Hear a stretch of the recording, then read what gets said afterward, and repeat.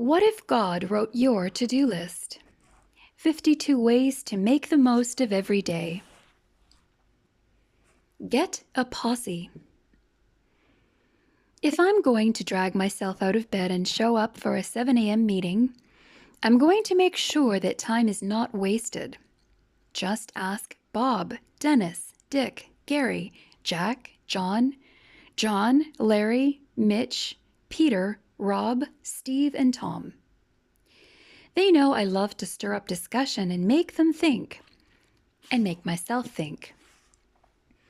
I'm talking about the guys in my small group with whom I've been meeting upstairs at Graham's 318 Coffee House, a local independent shop in Geneva, Illinois, for almost a decade.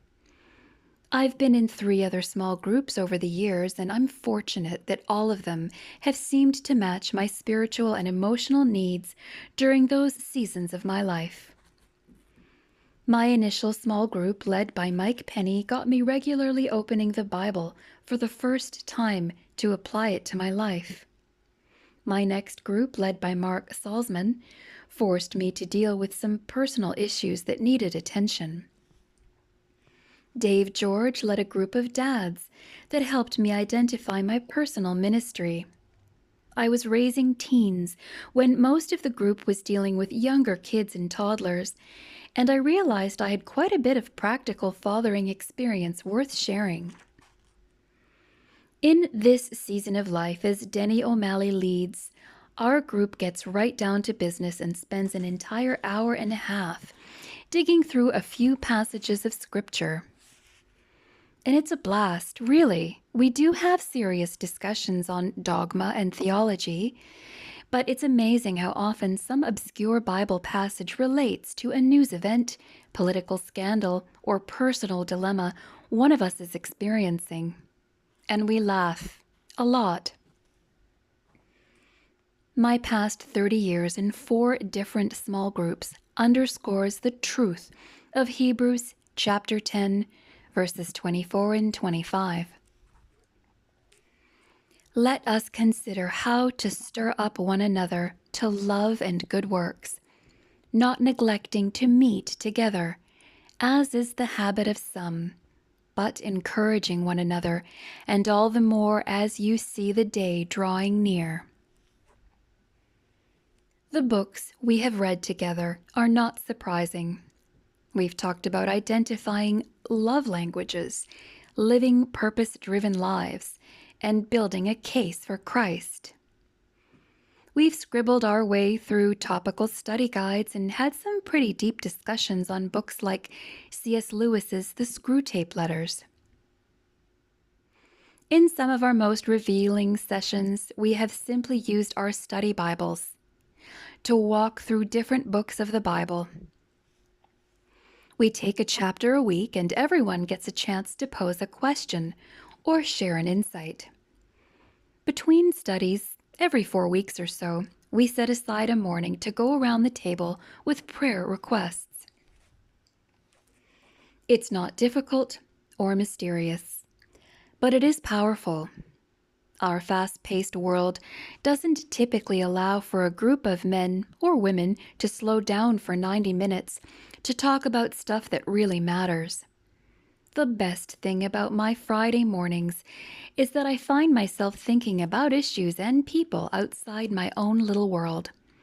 It makes me less selfish. I actually care about these guys. All of this is to say, put a small group together on your to-do list. Join one or start one. Hey, if I can drag myself out of bed at 6:30 most Fridays, so can you. Or meet in the evening if you prefer. Don't worry if you travel and might miss a few gatherings. Don't worry if you're shy. Don't worry if you're not a spiritual giant. It's actually advantageous if the members are not all the same age, same income, or same level of spiritual maturity. Jesus had a small group that included guys who fished, guys who collected taxes, or showed every kind of emotion, including fear, doubt, anger, love, greed, and courage. You should expect the same kind of diversity and intellectual stimulation from your group. Over the decades, I've had the privilege to see God work in the lives of some pretty great guys. As a group, we've prayed our kids through college decisions, addictions, infertility, unplanned pregnancies, lost jobs, new jobs, and weddings. We've celebrated babies, grandbabies, foster babies, and adoptions. Dave suddenly got laid off but ended up with a job closer to home, with a bigger, better company. Tom left the corporate world and dedicated himself to ministry.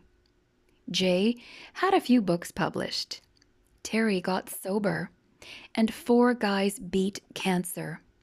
Gentlemen, I salute you all. Checking the list. It's about doing life together, holding each other accountable, lifting each other up, knowing that other men and women are asking the same questions as you, and finding answers together, eternal answers. Join or start a small group.